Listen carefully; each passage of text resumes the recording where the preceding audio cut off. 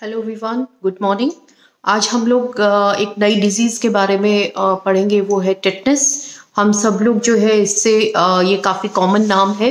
हमने कई बार सुना होगा, जब चोट लग जाती है तो हमें कहा जाता है कि टिटनेस का इंजेक्शन लगवाइए, है ना। तो टिटनेस के बारे में आज हम जानेंगे कि टिटनेस क्या है। बेसिकली हम लोग अभी तक जो है आपका कम्युनिकेबल डिजीज़ कर रहे थे या संक्रामक रोगों के बारे में पढ़ रहे थे। टिटनेस जो है वो संक्रामक रोग नहीं है, क्योंकि ये एक व्यक्ति से दूसरे व्यक्ति में नहीं फैलता है। टिटनेस जो है वो उसको फैलाने वाला जो रोगाणु है वो है क्लोस्ट्रीडियम टेटनी। तो ये जो क्लोस्ट्रीडियम टेटनी है, इसकी वजह से ये स्पोर्स के रूप में रहता है। ये जो स्पोर्स होते हैं ये बहुत ही स्ट्रॉन्ग होते हैं कि इनको आप जो है कई देर तक 15 मिनट तक अगर बॉईल भी करें तो ये डैमेज नहीं होते या ये नष्ट नहीं होते। इसके अलावा जो है ये स्पोर्स जो है बहुत ही एडवर्स कंडीशंस में भी जिंदा रहते हैं। तो जब भी कभी किसी व्यक्ति को या किसी को चोट लग जाती है तो उसके द्वारा ये जो है उसके शरीर में प्रवेश करके और वहाँ पर मल्टीप्लाई होते हैं, और मल्टीप्लाई होने के बाद में एक्सोटॉक्सिन जो है उसका निर्माण करते हैं। ये एक्सोटॉक्सिन जो होता है ये हमारे शरीर की जो वॉलेंट्री मसल्स हैं, जैसे कि हमने एक बार पहले भी डिस्कस किया था कि मसल्स जो हैं आपकी दो प्रकार की हैं, वॉलेंट्री और इनवॉलेंट्री, यानी ऐच्छिक और अनैच्छिक। तो ये जो एक्सोटॉक्सिन है ये आपकी अनैच्छिक जो पेशियां हैं, स्पेशली जो स्केलेटल मसल्स हैं, उनके ऊपर ये जो है अपना असर दिखाता है। अगर हम टिटनेस की बात करें तो टिटनेस को जो है इसको लॉक जॉ भी बोलते हैं, और इसको जो है ट्रिस्मस जो है भी कहा जाता है। तो जब भी टिटनेस होता है तो सबसे पहले इसका प्रभाव जो है हमारे, क्योंकि लॉक जॉ इसीलिए बोलते हैं क्योंकि इसका जो प्रभाव है, जो सबसे पहला जो इम्पैक्ट आता है वो है जॉज पे या फेशियल मसल्स के ऊपर, जिससे कि ये जो जॉज हैं वो लॉक हो जाते हैं या इनमें ऐंठन हो जाती है। इसके अलावा जो है जब असर इसका और बढ़ जाता है तो जो है नेक के अंदर इसका इम्पैक्ट आता है, बैक के ऊपर आता है ना। मसल कॉन्ट्रैक्शंस इतने ज़्यादा होते हैं कि रेस्पिरेटरी सिस्टम के ऊपर भी इसका इम्पैक्ट आता है कि नॉर्मल रेस्पिरेशन में भी प्रॉब्लम होती है। कई बार इतने ज़्यादा कॉन्ट्रैक्शंस होते हैं कि रिब्स जो है वो भी डैमेज हो जाती हैं। इसके अलावा जो है बैक के अंदर जब बैक स्केलेटल मसल्स के अंदर जब कॉन्ट्रैक्शन होता है तो इसके अंदर जो है बैक जो है वो पीछे धनुष के आकार से मुड़ जाती है, जिसको ओपिस्थॉटनस जो है वो भी कहते हैं। ओपिस्थॉटनस क्या है, इसको नाम है, हिंदी में भी यही लिखा जाएगा ओपिस्थॉटनस। तो ओपिस्थॉटनस बेसिकली क्या है, जबकि कमर पीछे की ओर मुड़ जाती है और एक धनुष की आकृति ले लेती है, ठीक है। तो इसको आर्चिंग भी बोलते हैं, क्योंकि धनुष को हम जो है आर्च बोलते हैं, तो इसको आर्चिंग भी बोलते हैं। जैसे कि मैंने आपको बताया कि मसल जो है कॉन्ट्रैक्शंस की वजह से बहुत ज़्यादा पेनफुल हो जाता है, मस्कुलर जो है पेन जो है बहुत ज़्यादा हो जाता है। इसके अगर होस्ट फैक्टर्स देखें कि ये रोग किन लोगों के अंदर अधिकतर पाया जाता है, तो जो ओल्ड एज पर्सन है ना, या आपकी प्रेग्नेंट लेडीज़ हैं, छोटे बच्चे हैं, नॉर्मली ये किसी में भी हो जाता है। अगर कोई इसके संपर्क में आता है, कोई खुला घाव होता है या कोई घाव होता है, तो उसके संपर्क में आने से ये जो स्पोर्स हैं ये हमारे शरीर में प्रवेश करके जो है और अपना असर दिखाते हैं। अगर हम बात करें इसके इंक्यूबेशन पीरियड की या उद्भवन काल की, हमने कल डिस्कस किया था लास्ट क्लास में कि उद्भवन काल क्या होता है कि जब रोगाणु शरीर में प्रवेश करता है तो उसके प्रवेश करने से लेकर रोग के लक्षण प्रतीत होने तक का जो समय है उसे हम कहते हैं उद्भवन काल या incubation period. Incubation period basically क्या है, जिसके अंदर की रोगाणु जो समय लेता है मल्टीप्लाई होने के लिए, जिससे कि वो अपना असर हमारी बॉडी पे दिखा सके, उसी को हम क्या कहते हैं, इंक्यूबेशन पीरियड। टिटनेस के अंदर जो इंक्यूबेशन पीरियड है क्लोस्ट्रीडियम टेटनी का, वो है आपका 3 दिन से लेकर और कई महीनों तक जो है इसका इंक्यूबेशन पीरियड हो सकता है। कहने का मतलब है कि रोग के लक्षण प्रतीत होने में कई बार कई महीने भी लग जाते हैं। न्यू बॉर्न्स के अंदर अगर हम देखें तो जो नवजात शिशु हैं उनके अंदर अगर हम देखें तो 4 दिन से 14 दिन तक के समय में इसके रोग के टिटनेस के जो लक्षण है वो दिखाई देने लग जाते हैं। टिटनेस जो है बेसिकली जैसे हमने बात की कि प्रेग्नेंट लेडीज के अंदर भी रहता है, तो जैसे ही प्रेगनेंसी कंफर्म होती है, कोई लेडी प्रेग्नेंट है या किसी ने कंसीव किया है, तो तुरंत जितना जल्दी हो सके उसको टिटनेस का इंजेक्शन लगवाना चाहिए। और एक इंजेक्शन जो है उसको 7वें माह में आवश्यक रूप से लगाना चाहिए, नहीं तो बच्चे में टिटनेस होने की संभावना बढ़ जाती है।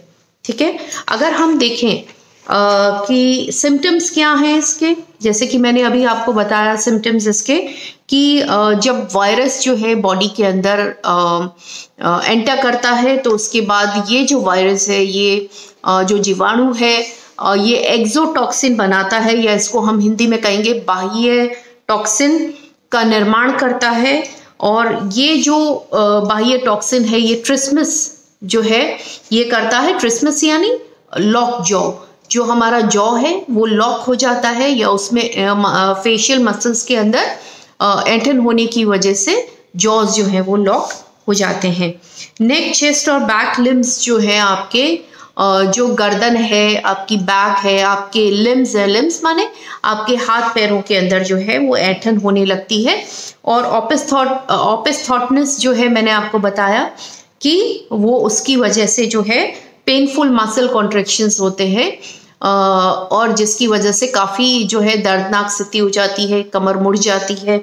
ठीक है, और कई बार जो है व्यक्ति की मृत्यु भी हो जाती है। इसलिए कभी भी चोट लगे किसी लोहे या धारदार चीज़ से, क्योंकि ये जो जीवाणु है ये मिट्टी के अंदर जो भी गंदगी है उसके अंदर ये उपस्थित रहते हैं, जंग लगे लोहे के अंदर रहते हैं।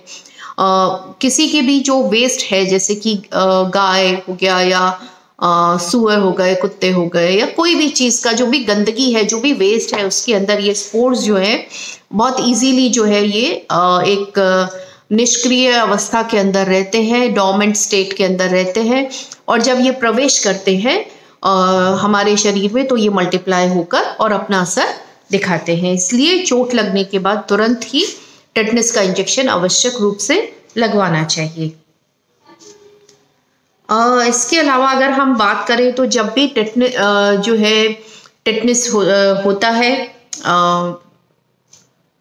उस समय पर जो है आपकी जो रिब्स है उसमें भी फ्रैक्चर कई बार होने की संभावना होती है, ये भी इसका सिम्टम होता है।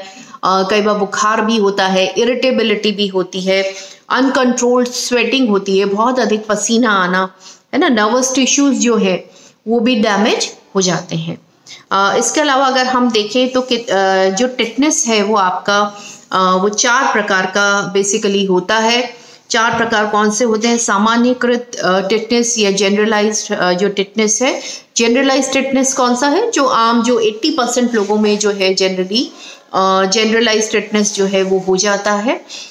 ये किसकी वजह से होता है? जैसे कि हमने अभी बात की, चोट लगना, है ना, खुला घाव, किसी गंदगी के संपर्क में आना, तो उसकी वजह से ये चीज़ हो जाती है। इसके अलावा नवजात टिटनेस या नियोनेटल टिटनेस। नियोनेटल टिटनेस क्या है? जब जो प्रेग्नेंट मदर है वो टिटनेस का इंजेक्शन नहीं लगाती है प्रेगनेंसी के अंदर, तो उसकी वजह से बच्चे के अंदर जो है नियोनेटल टिटनेस जो है वो देखने को मिलता है। इसके अलावा मस्तिष्कीय टिटनेस या सेफेलिक टिटनेस जो है वो बेसिकली कभी आपके ब्रेन के अंदर जो है या मस्तिष्क के अंदर या सिर के अंदर चोट लगने की वजह से जो है हो जाता है। कई बार जो है कुछ लोग लोहे की पिन से या सेफ्टी पिन से या हेयर पिन से कई बार जो है कान को जो है साफ करते हैं। अगर कान में ज़रा सा भी कुछ खुला घाव है तो उसमें ये स्पोर्स जो है उस पिन या उसकी सहायता से जो है वो अंदर एंटर कर जाते हैं और ब्रेन के अंदर अपना इम्पैक्ट जो है दिखाते हैं। जो ब्रेन या जिसे हम कहेंगे कि सेफेलिक टिटनेस जो होता है या मस्तिष्कीय टिटनेस जो होता है, इसका उद्भवन काल जो है कई महीनों तक होता है। यानी आपने ये कभी भी किया होगा लेकिन उसको अपने लक्षण दिखाने के लिए बहुत ज़्यादा समय जो है लग जाता है। कई बार महीनों बाद भी वो लक्षण जो है सामने आते हैं। इसके अलावा स्थानिक टिटनेस या लोकल टिटनेस क्या है कि जहाँ पर चोट लगी है वहाँ की मसल्स के अंदर ये होता है और वहाँ की मसल्स जो है वो बहुत पेनफुल हो जाती हैं, बहुत तकलीफदेह हो जाती है, लेकिन धीरे धीरे इसकी संभावना ये भी रहती है कि ये स्थिति बढ़ जाती है और पूरी बॉडी के अंदर टिटनेस का इम्पैक्ट आ जाता है। अब हम बात करेंगे कि रोग का प्रसार कैसा होता है। जैसे कि हमने बताया कम्युनिकेबल डिजीज तो है नहीं। कम्युनिकेबल डिजीज क्या है? जिसके अंदर की एक रोग जो है वो एक इंसान से दूसरे इंसान में फैलता है, मगर टिटनेस ऐसा रोग नहीं है, है ना, कि कोई टिटनेस से पीड़ित व्यक्ति है तो ऐसा नहीं है कि उसके संपर्क में आने से दूसरे व्यक्ति को भी टिटनेस हो जाएगा। लेकिन टिटनेस कैसे फैलता है? जैसे कि हमने बताया कि कोई किसी फैक्ट्री में काम करता है या कोई लोहे का है या किसी औजार का प्रयोग करते हैं तो उस समय चोट लग जाती है ना, सड़क पर गिर जाना या कोई खुली चोट हो जाना, इन सब चीज़ों से जो है मिट्टी या खाद या टीकाकरण नहीं कराना, उससे भी जो है टिटनेस रोग हो जाता है। इसके लक्षण हमने डिस्कस कर लिए हैं। इसके अलावा इसके प्रिवेंटिव मेजर्स क्या है कि कोई भी इस तरीके का जंग लगा हुआ या गंदगी या इस तरीके की कोई चीज़ है उनसे दूर रहना चाहिए, सेफ रहना चाहिए। जो आर्मी में लोग काम करते हैं या जो किसी ऐसी फैक्ट्री में काम करते हैं उनको समय समय पर टिटनेस का इंजेक्शन लगवाते रहना चाहिए। टिटनेस का जो है नॉर्मल वैक्सीनेशन प्रेगनेंसी में और उसके बाद जो है बच्चे के अंदर जो है टिटनेस का वैक्सीनेशन आवश्यक रूप से करवाना चाहिए। धूल मिट्टी गोबर और ये सब चीज़ों से जो है अपने आप को बचाना चाहिए। जैसे कि जो लोग लोहे की फैक्ट्री में काम करते हैं या लोहे को से या कोई भी मेटल का काम करते हैं तो उनको भी समय समय पर टिटनेस का इंजेक्शन लगवाते रहना चाहिए। तो ये है आपका टिटनेस। इसके अलावा हम इम्यूनाइजेशन की बात करें अगर कि इसका वैक्सीनेशन कब कब होना चाहिए, इससे बचाव का टीका कब लगाना चाहिए, तो 6 हफ्ते का जब बच्चा हो जाता है तो 6 हफ्ते से लेकर 9 माह के बीच में 3 टीके जो है वो लगाए जाने चाहिए। कहने का मतलब 6 हफ्ते यानी कि 1.5 माह से लेकर 9 माह के बीच में 3 टीके लगाने चाहिए, जिसमें कि 1-1 महीने का 2 टीकों के बीच में अंतराल होना चाहिए। इसके अलावा इसकी जो बूस्टर डोज है वो 18 माह पर, 24 महीने पर और 5 से 6 वर्ष के बीच में एक बूस्टर डोज जो है, ये 3 बूस्टर डोज जो है बच्चे को लगानी चाहिए। प्रेगनेंसी में अगर हम देखें तो जैसे ही प्रेगनेंसी कंफर्म होती है, जितना जल्दी हो सकता है जो है या 16 से 36 वीक के बीच में जो है बेसिकली फर्स्ट टीका जो है वो तो प्रेगनेंसी कंफर्म होने के समय पर ही लगा देना चाहिए। उसके अलावा 24 महीने पर जो है 7 मंथ में 24 महीना नहीं 7th मंथ के अंदर जो है अगेन एक टिटनेस का टीका जो है प्रेग्नेंट लेडी को लगाना चाहिए। तो एक टीका प्रेग्नेंट लेडी को कब लगेगा? जबकि प्रेगनेंसी कंफर्म होती है, और दूसरा टीका 7वें माह पर प्रेग्नेंट लेडी को लगा देना चाहिए। ये है आपका टिटनेस। नेक्स्ट क्लास में हम नेक्स्ट टॉपिक लेंगे। Thank you.